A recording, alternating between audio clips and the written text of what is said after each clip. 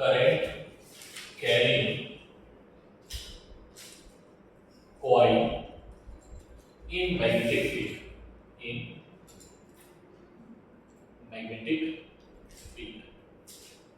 ठीक है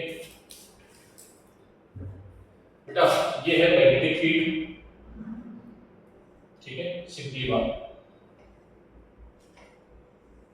ठीक, this is magnetic field lines. Okay, यहां पर हमने एक कॉइल को रखा है, ये हमारे पास कॉइल है।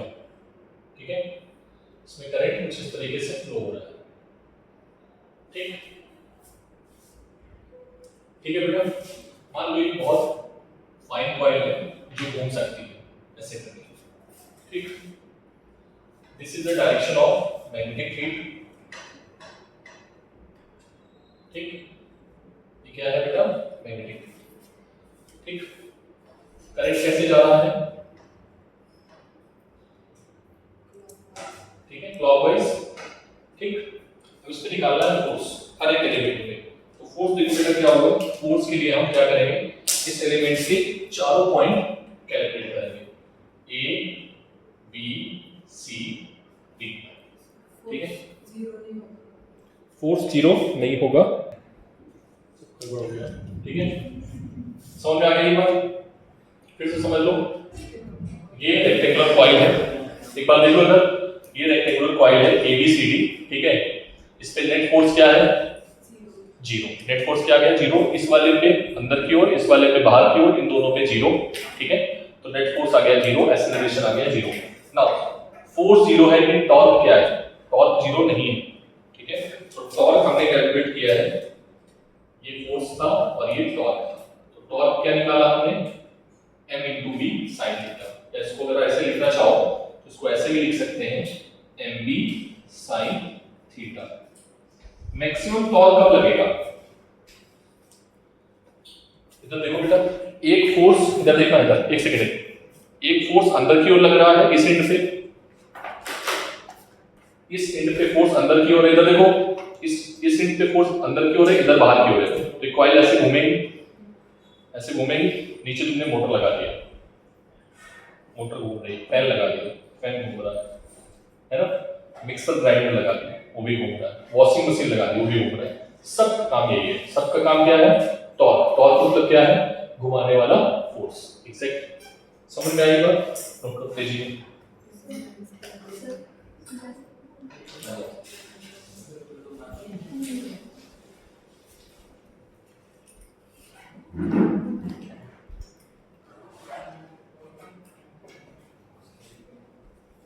वीडियो देख लेना, ठीक, नोट कर लेना, उसके आगे का पार्ट है।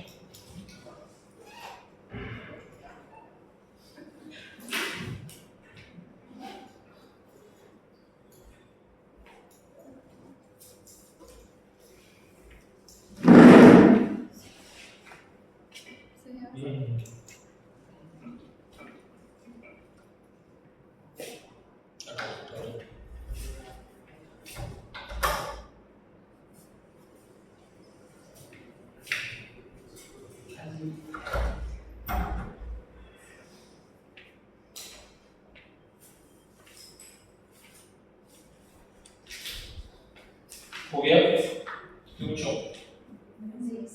तो मैक्सिमम टॉर्क कब होगा बेटा, case first, case first if theta is equals to 0 degree या फिर 180 डिग्री। ठीक है, इधर देखो, इधर देखो, थीटा इज इक्वल्स टू 0 तो भी torque 0, theta is equals to 180 तब भी टॉर्क 0। ठीक है, बट इस केस में कौन सा इक्विलिब्रियम होगा, स्टेबल इक्विलिब्रियम। कैसा होगा, और इस केस में अनस्टेबल। यस और नो, तो थीटा कैसा होगा, अगर थीटा 0 हुआ तो इक्विलिब्रियम कैसा होगा, स्टेबल। और थीटा 180 हुआ तो इक्विलिब्रियम कैसा होगा, अनस्टेबल। हाँ बेटा, समझ आ गई बात, बिल्कुल वही कहा, नहीं समझ आया। 180 sin 180 की वैल्यू 0 होती है। ठीक है, sin 180 में जो इक्विलिब्रियम होता है वो कुछ इस तरीके का होता है कि अगर हम यहाँ पर पार्टिकल रखेंगे, थोड़ा सा डिस्प्लेस करेंगे तो ये वापस अपनी जगह मिल जाएगा। ठीक है, इस टेबल पे क्या होता है कि अगर पार्टिकल ऐसे होता है, थोड़ा सा डिस्प्लेस करेंगे तो वापस अपनी जगह पे आता है। दोनों केस में स्लोप जीरो है। इधर देखो, दोनों केस में स्लोप जो है वो जीरो है, बट इस केस में स्लोप जीरो है, यहाँ पर भी जीरो है, बट ये इक्विलिब्रियम क्या दिखा रहा है, स्टेबल, और ये दिखा रहा है अनस्टेबल। मैक्सिमम मिनिमम पढ़ लेना जाके, मैंने बता दिया है। ठीक है, अब दिक्कत नहीं आएगी। ठीक, नेक्स्ट केस, तो टाउ की वैल्यू क्या आ जाएगी बताओ? टाउ की वैल्यू दोनों केस में zero. Next case, case second, if theta is equals to 90, क्या है, थीटा की वैल्यू 90।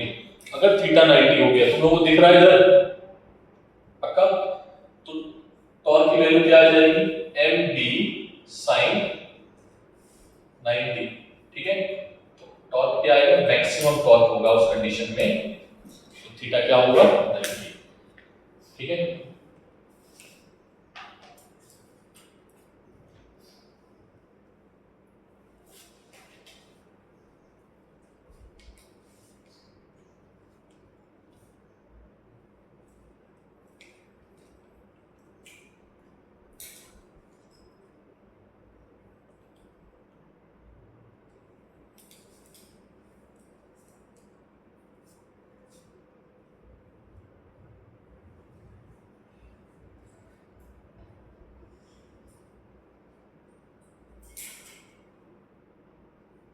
इस बोर्ड में हम लोगों ने पिछली बार भी टॉर्क निकाला था, फोर्स निकाला था, वर्क एनर्जी निकाला था। इस बोर्ड पे याद है तुम्हें? से यही बोर्ड था जिसमें u is equals to p sin theta cos theta निकाला था, याद है? फिर से वही आ गया। इस बोर्ड कहता है मेरे पे आके टॉर्क ही निकालो आके और वर्क निकालो आके। देखना जाके वीडियो में, अभी मुझे याद आ रहा है।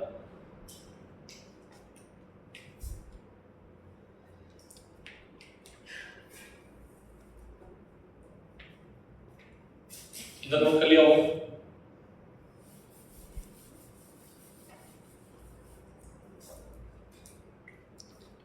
देखो बेटा, इधर ध्यान से, अगेन मैग्नेटिक फील्ड क्या है, इधर की ओर है।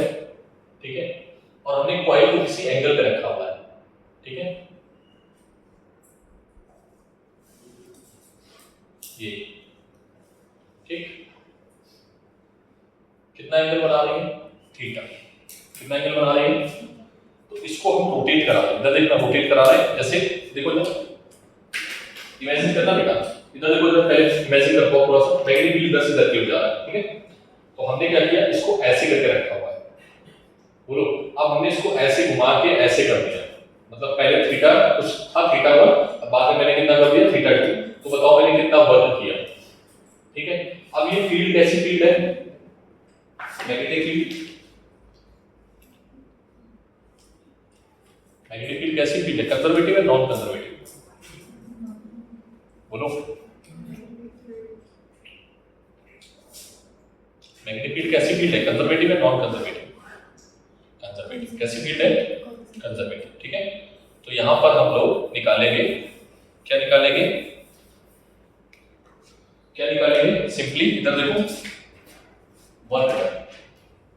वर्क डन जो होगा वही क्या होगा बेटा, पोटेंशियल एनर्जी। क्या होगा, सिस्टम की पोटेंशियल एनर्जी। क्या मेरी बात क्लियर है? वर्क डन जो होगा, नेगेटिव वर्क डन जो होता है वो इफेक्ट पोटेंशियल एनर्जी कहलाता है। तो पोटेंशियल एनर्जी का फॉर्मूला इधर देखना, इसको u से रिप्रेजेंट करते हैं। वर्क डन, मान लो हम वर्क डन निकाल रहे हैं, छोटा सा वर्क डन। ठीक है, छोटा सा वर्क डन कैसे निकालोगे, छोटा सा टॉर्क, छोटा सा एंगल रोटेट करा दो। ठीक है, छोटा सा एंगल रोटेट करा के जो टॉर्क एक होगा उसको हम बोलेंगे, क्या बोलेंगे, पोटेंशियल एनर्जी। ठीक, तो टॉर्क का फॉर्मूला भी हमने सिखाया था, क्या था, mb sin theta d theta. ठीक है, ये आ गया वर्क डन। अब हमें वर्क डन निकालना है कहां से कहां तक, थीटा 1 से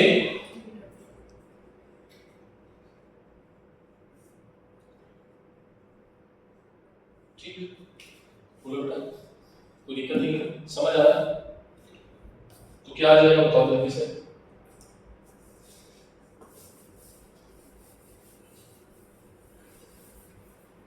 क्या आएगा, u is equals to mb constant आएगा बाहर है sin थीटा का डिफरेंशिएशन cos थीटा माइनस का लिमिट कहां से कहां तक थीटा 1 से थीटा 2 तो u is equals to minus है ना cos theta 2 minus cos theta 1 बोलो so you can also write mb cos theta 1 minus multiply कर देते हैं cos थीटा 2 बोलो ठीक है। मैक्सिमम टॉर्क कहां पे है मैक्सिमम टॉर्क होता है 90 पे कहां पे होता है तो मैक्सिमम टॉर्क की कंडीशन में थीटा 1 0 आ जाएगा। मैक्सिमम टॉर्क से हम उसको घुमाते हैं किसी एंगल पे ठीक है मतलब हम पार्टिकल को ऐसे रखेंगे ठीक है तो इस पे टॉर्क क्या है 0 मैक्सिमम टॉर्क ये तो मैक्सिमम टॉर्क से अगर हम मिनिमम टॉर्क की ओर लेके जाते हैं तो हमें एनर्जी कितनी चाहिए होती है mp कितनी चाहिए होती है मैक्सिमम टॉर्क से मिनिमम टॉर्क की ओर ये 0 आ जाएगा cos 0 तो एनर्जी कितनी खर्च हो जाएगी u is equals to minus नहीं आएगा ठीक है mp रेहाना बोल दो क्या ये बात समझ में आई मैक्सिमम टॉर्क कहां पे होता है थीटा की वैल्यू 90 पे अभी भी मैंने कुछ देर पहले लिखा था तो मैक्सिमम टॉर्क के केस में कितना है 90 और हम कहां पे लेके जा रहे हैं जहां मिनिमम टॉर्क क्या है वहां पे 0 तो या तो उसको 180 कर दो या फिर उसको 0 कर दो ठीक है। अभी हमने क्या किया है अभी हमने कहां पर लेके गए मैक्सिमम से मिनिमम या कह सकते हो मिनिमम से मैक्सिमम ठीक है ये केस है तो इसका जो जनरल फॉर्मूला आपको लिखना होगा थीटा एंगल के लिए तो क्या आ जाएगा m डॉट b ऐसे भी लिखा जा सकता है इस फॉर्मूले को या फिर इस फॉर्मूले को हम mb cos थीटा भी लिखते हैं। मैक्सिमम क्वेश्चन इससे सॉल्व होंगे और मोस्ट ऑफ द क्वेश्चन जो होंगे वो इससे सॉल्व होंगे आपके सॉरी इस वाले फॉर्मूले से ठीक है तो ये फॉर्मूले आप नोट कर लो और इन्हें याद भी रखना ठीक।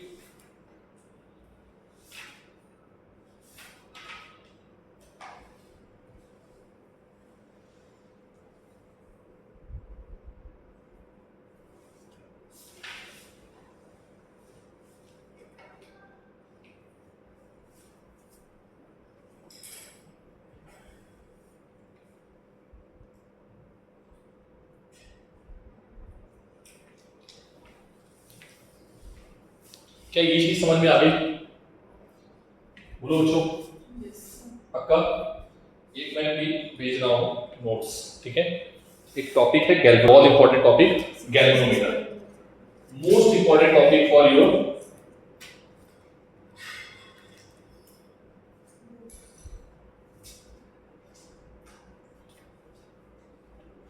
गैल्वेनोमीटर क्या है इधर देखो गैल्वेनोमीटर एक ऐसी डिवाइस होती है जो बहुत माइन्यूट करंट को भी क्या कर सकती है डिटेक्ट कर सकती है जैसे कि आपको लैब में आपको भी देखना है प्रैक्टिकल में गैल्वेनोमीटर क्या होता है बहुत ही एक ऐसी सेंसिटिव डिवाइस है जो माइन्यूट करंट को डिटेक्ट कर सकती है। सर हम गैल्वेनोमीटर का इस्तेमाल क्यों करते हैं एमीटर का इस्तेमाल क्यों नहीं करते हैं मिली एमीटर का इस्तेमाल क्यों नहीं करते हैं क्योंकि बेटा हमारे पास हम एमीटर का इस्तेमाल तो कर सकते हैं लेकिन हमारे पास जो बहुत छोटी करंट्स होती हैं उनका हम इस्तेमाल नहीं करते। अभी तो बहुत सारे डिवाइसेस आ गए हैं जो माइक्रो एम्पीयर नैनो एम्पीयर की करंट को भी डिवाइस कर सिग्नल क्रिएट कर सकती है। बॉडी में जो करंट्स होती हैं नैनो एम्पीयर की होती है बहुत छोटी करंट्स होती हैं ठीक है माइक्रोन्स रेंज की तो उनकी करंट्स को भी डिटेक्ट कर लेता है। लेकिन हमारे लिए जो टॉपिक है ये डिवाइस बहुत इंपॉर्टेंट है तो ये किस पर बेस्ड है बेस्ड है टॉर्क पे किस पर बेस्ड है कॉइल इसके अंदर होती है इसी तरीके की कॉइल होती है ठीक है। इसको अगर तुम बाहर से देखोगे ना मतलब ये सिलिंड्रिकल कॉइल है जैसे मान लो इसका बॉटल है पानी की हाँ ये पानी बॉटल इसके ऊपर क्या है हमने वायर को रैप कर दिया है ऐसे ही पूरा सिलेंडर दिखेगा ठीक है इस वायर को हमने रैप कर दिया ऐसे ऐसे करके ठीक है आना दो ऐसे करके हमने वायर को रैप कर दिया तो तुमको पता है क्या दिखने वाला है तुमको जब बाहर से इसका टॉप व्यू देखोगे कौन सा व्यू टॉप व्यू तो तुमको कुछ ऐसे दिखेगा ये समझ में आ रहा है रेहाना बोलो भाई। अब ये अगर बॉटल घूमेगी ऐसे करके तो ये भी घूमेगा पक्का तो यहाँ पर एक स्पेशल चीज क्या है वो ध्यान से देखना, आप लिखना कुछ नहीं, तुमको घर से सब करना है, ठीक है। यहाँ पर जो मैग्नेट लिए जाते हैं ना, ठीक है, वो मैग्नेट लिए जाते हैं रेडियल मैग्नेट। कौन से मैग्नेट? सिलेंड्रिकल मैग्नेट होते हैं। कैसे मैग्नेट होते हैं? और वो मैग्नेटिक फील्ड जो प्रोड्यूस करते हैं वो मैग्नेटिक फील्ड कैसी होती है बेटा?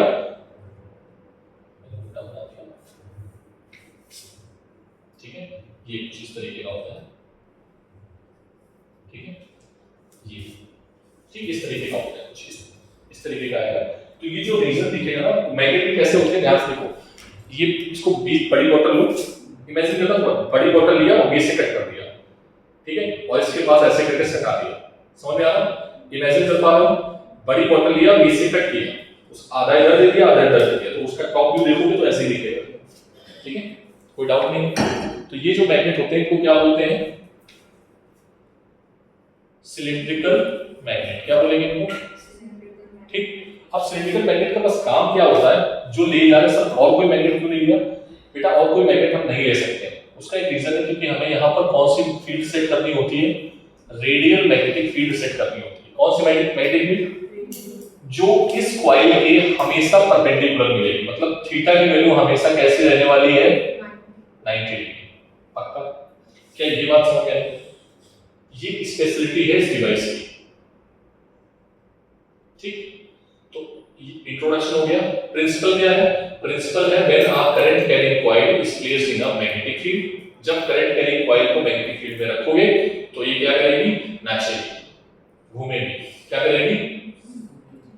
समझ में आ रही बात? घूमेगी चारों तरफ, ठीक है, और घूमेगी तो फिर उसको घुमाओ, फैन बना लो, मोटर बना लो, ये काम है, ठीक है। ये प्रिंसिपल हो गया। बेटा अब इसमें होता क्या है? हम बेसिकली करंट मेजर करते हैं। हम क्या मेजर कर रहे हैं? करंट। तो हमने क्या किया, एक यहां पर नीडल लगा देते हैं, मीटर लगा देते हैं, नीचे से एक स्प्रिंग जो है उसको टाइट कर देते हैं ऐसे करके। अब ध्यान समझना कैसे, थोड़ा लॉजिक समझना क्योंकि बहुत बड़ा टॉपिक है, ठीक है। ये कॉइल है, ठीक है, नीचे से हमने एक स्प्रिंग लगाई है, फॉस्फर ब्रोंज, बहुत ही सेंसिटिव स्प्रिंग होती है। फॉस्फर ब्रोंज एक बहुत ही सेंसिटिव स्प्रिंग होती है जो इसके अपोजिट पे लगी होती है। मेरे फिंगर को देखना बस, ठीक है। मैं अगर ऊपर वाली फिंगर को ऐसे करके घुमाऊंगा तो नीचे वाली फिंगर ऑलरेडी ट्विस्ट हो रही है, ठीक है। और अगर मैं इसको छोड़ देता हूं तो ये क्या करेगी फिंगर नीचे वाली? ये ऐसे करके घुमा देगी। बोलो समझ आती है बात? अरे हाँ ना बोलो, समझ में आई बात कि नहीं आई? ट्विस्टिंग जैसे इसको घुमाओगे ऐसे करके और फिर तुम छोड़ दोगे तो ऐसे करके घूम जाएगी। क्या ये बात क्लियर है? लेकिन अब हुआ क्या, इसमें दो तरीके के टॉर्क क्रिएट हुए। पहला टॉर्क जो उसको घुमा रहा था वो कौन सा टॉर्क था? मैग्नेटिक टॉर्क, जिसकी वैल्यू क्या थी? mb sin theta. m क्या था? I into a, ठीक है। मान लो नंबर ऑफ टर्न कितने हैं इसमें? n, तो कितना आ जाएगा? n i a sin theta. कल हम इस पे बहुत बात करेंगे, पूरा कल लेक्चर, कल पूरा इसी पे लेक्चर है, ठीक है। m पे n i a sin theta. अब इस sin थीटा को हमें हमेशा कांस्टेंट रखना है, इस वजह से हम ये मैग्नेटिक फील्ड को क्या ले रहे हैं? Radial magnetic field. बात समझ में आई? हाँ, तो ये आ गया आपका मैग्नेटिक टॉर्क। अब नीचे वाला जो टॉर्क है, नीचे जो स्प्रिंग लगी है वो क्या होगी? मान लो क्लॉकवाइज घूमना है तो एंटी क्लॉकवाइज घूमेगी, उसमें एक्शन आएगी। क्या आएगी? एक्शन समझते हो? ट्विस्टिंग। क्या आएगी? जैसे कपड़े को मोड़ते हो ना ऐसे करके, तो उसको क्या बोलते हो? ट्विस्ट करना। वर्ड समझ में आ रहा है? एक्शन वर्ड से नहीं समझते हो तो ट्विस्ट समझते हो, ठीक है। क्या बोलते हो मराठी में ऐसे करने को? बेंड करना। बेंड तो अलग हो जाएगा, झुक जाना। ट्विस्ट करना, ठीक है। ट्विस्ट करना मतलब एक पकड़ से, एक साइड से ऐसे पकड़ोगे, एक साइड से ऐसे उसको घुमा दो, ठीक है। तो नीचे वाला स्प्रिंग जो है वो इधर क्यों घूम रहा है, ऊपर वाला इसको इधर घुमा रहा है, तो नीचे वाला स्प्रिंग क्या होगा? टाइट हो जाएगा, ठीक है। तो वो जो स्प्रिंग टाइट हुआ है, नेचुरल कंडीशन में वो स्प्रिंग मान लो ऐसे था और उससे जुड़ी हुई थी नीडल, और ये है यहां पर एक मीटर, इस तरीके का मीटर लगा होता है ये, और ये मीटर जीरो के पास पहले से था, ठीक। अब मान लो उसमें ट्विस्टिंग आ गई। किसमें ट्विस्टिंग आ गई? स्प्रिंग। तो स्प्रिंग में ट्विस्टिंग आने की वजह से नीडल इधर घूम गई, ठीक। यही से हम करंट मेजर कर लेंगे। कैसे मेजर करेंगे? 1 डिग्री घूमा, 1 डिग्री अगर ये घूमा तो 1 डिग्री में हमने ट्विस्ट बोला कि 1 डिग्री में जो टॉर्क है वो क्या है? फाई। कितना है?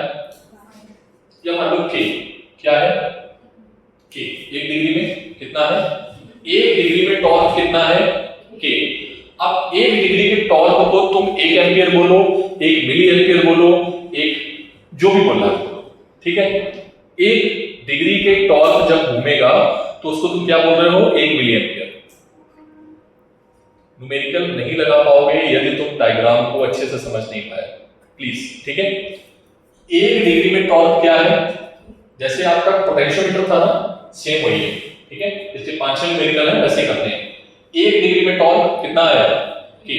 मैंने बोला ये 5 डिग्री घूम गया, कितना घूम गया? तो टॉर्क कितना आ गया? 5 into के। कोई दिक्कत? इस टॉर्क को बोलते हैं मैकेनिकल टॉर्क। क्या बोलते हैं? और जहां पर आई, जहां पे आई मान लो तुमने आई और बढ़ाया तो ये और बढ़ जाएगा, आई को तुमने कम किया तो ये और कम हो जाएगा। अब देखो आई को तुमने अपोजिट डायरेक्शन में कर दिया, ये अपोजिट हो जाएगा। अरे हाँ ना बोलो तो तुम उसको रिवर्स करंट बोलने लगना। क्या बात क्लियर है? तो यहां से तुम 1 एम्पियर, 2 एम्पियर, 3 एम्पियर, 4 एम्पियर जो तुम नाम देना चाहो उससे करंट मेजर कर सकते हो, ठीक है। अब मैं यहां पर मैथ्स लिख रहा हूं उसकी, देखना मैथ्स थोड़ा सा लिखना, कुछ भी नहीं है। NIAB sin थीटा, सारे टर्म का नाम बताना है। ये कौन सा टॉर्क है? Magnetic torque. ये क्या है? Mechanical torque. मैकेनिकल टॉर्क क्या निकाला सबने? 5 into k, ठीक है। मैं एक बार देख लेता हूं, मैंने नॉमेनक्लेचर यही लिया है, दूसरा नहीं है कुछ।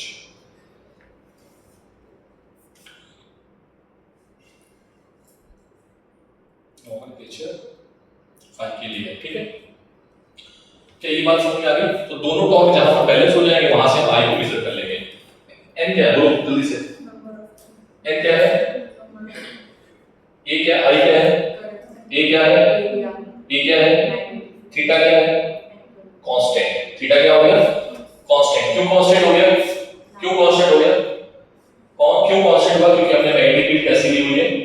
रेडियल। कैसी ली हुई है? हां, याद रखना ये किस वजह से कांस्टेंट है? रेडियल। तो दोनों को बराबर कर दो। NEB।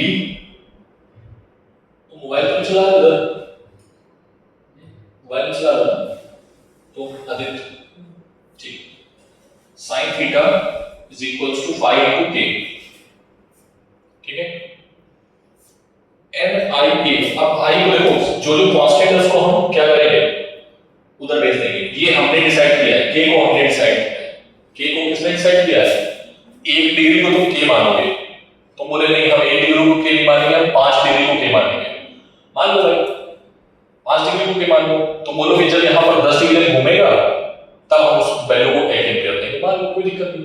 तो ये तुम्हारे हाथ में है। Is that clear? ये क्या है? k। ये क्या है? कांस्टेंट, ठीक। i इज इक्वल्स टू क्या आएगा? 5k अपॉन NIAB sin 90 हो गया हुआ, ठीक है। इसको मैं लिख देता हूं sin 90, ठीक। k कांस्टेंट है, n कांस्टेंट है, वो चेंज नहीं कर सकते हो। i के चेंज नहीं कर सकते हो, सॉरी i नहीं आएगा। a चेंज नहीं कर सकते हो, b चेंज नहीं कर सकते हो, ठीक है। b constant, a constant, n constant, तो सारी चीजें कांस्टेंट हो गई। तो हमने इसको i को डायरेक्टली किससे मान लिया? i से, सॉरी i को हमने डायरेक्टली किससे मान लिया? i से, ठीक। ये इसका क्या है? प्रिंसिपल है, ठीक है। हम i को डायरेक्टली किससे मेजर करेंगे? एंगल से मेजर करेंगे, ठीक है। दूसरी चीज, ये जो चीज आ रही है ना आपकी, इसको हम लोग बोलते हैं गैल्वेनोमीटर कांस्टेंट। क्या बोलेंगे?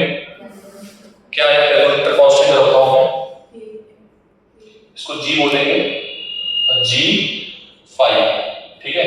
g की वैल्यू क्या आएगी बताओ? k अपॉन NAB, ठीक है। g की वैल्यू ये मान ली जाएगी, कोई दिक्कत? इसको क्या बोलते हैं? गैल्वेनोमीटर कांस्टेंट, ठीक। एक बार हां बेटा, वो वैल्यू गिवन होगी, वो तुम निकालने के लिए या तो तुम k की वैल्यू पुट करो, n की वैल्यू पुट करो, ab की वैल्यू पुट करो, यस और नो, बोलो, ठीक। पक्का? अब दो तरीके की सेंसिटिविटी होती है गैल्वेनोमीटर में, एक होती है करंट सेंसिटिविटी और दूसरी होती है वोल्टेज सेंसिटिविटी। करंट सेंसिटिविटी को IS से रिप्रेजेंट करते हैं और वोल्टेज सेंसिटिविटी को VS से रिप्रेजेंट करते हैं, ठीक। करंट सेंसिटिविटी क्या होती है बेटा? करंट सेंसिटिविटी होती है phi अपॉन I और ये होती है phi अपॉन B, ठीक। phi की वैल्यू क्या है? यहां से phi की वैल्यू बताओ क्या आएगी? क्या आएगी?